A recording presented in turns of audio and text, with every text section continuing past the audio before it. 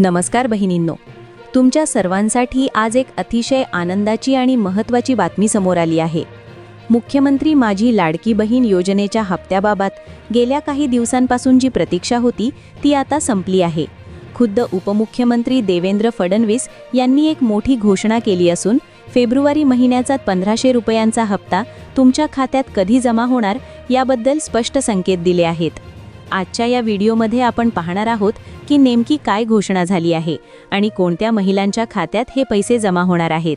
Video शेवटपर्यंत नक्की पहा। राज्यातील लाखो महिलांच्या खात्यात आतापर्यंत अनेक हप्ते यशस्वीरित्या जमा झाले आहेत, मात्र मधल्या काळात काही तांत्रिक कारणांमुळे किंवा निवडणुकांच्या आचारसंहितेमुळे चर्चांना उधाण आले होते। पण आता देवेंद्र फडणवीस यांनी स्पष्ट केले आहे की सरकार आपल्या लाडक्या बहिणींना दिलेला शब्द पाळत आहे। फेब्रुवारी महिन्याचा हप्ता देण्याची प्रक्रिया आता अंतिम टप्प्यात असून ज्या महिलांचे अर्ज पात्र ठरले आहेत आणि ज्यांचे आधार लिंकिंग पूर्ण झाले आहे अशा सर्व भगिनींच्या खात्यात 1500 रुपये जमा होण्यास सुरुवात होत आहे।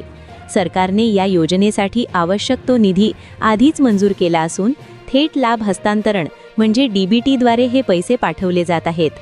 कोणाला मिळणार लाभ? आता अनेकींच्या मनात प्रश्न असेल की आमचे पैसे अजून का आले नाहीत? तर त्याचे काही तांत्रिक कारण असू शकते। 1. आधार सीडिंग, तुमचे बँक खाते तुमच्या आधार कार्डशी लिंक असणे अनिवार्य आहे। 2. केवायसी, तुमच्या बँकेचे केवायसी पूर्ण असल्याची खात्री करा।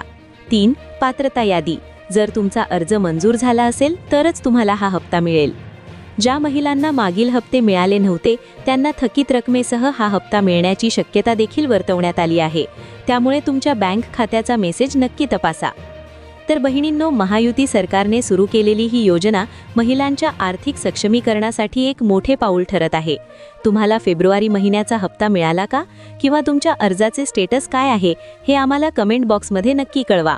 अशाच नवनवीन सरकारी योजना आणि अपडेट्स पाहण्यासाठी आपल्या लाडकी बहीण अपडेट चॅनलला सबस्क्राइब करायला विसरू नका आणि हा व्हिडिओ तुमच्या इतर मैत्रिणींना आणि नातेवाईकांना शेअर करा, जेणेकरून त्यांनाही ही आनंदाची बातमी मिळेल।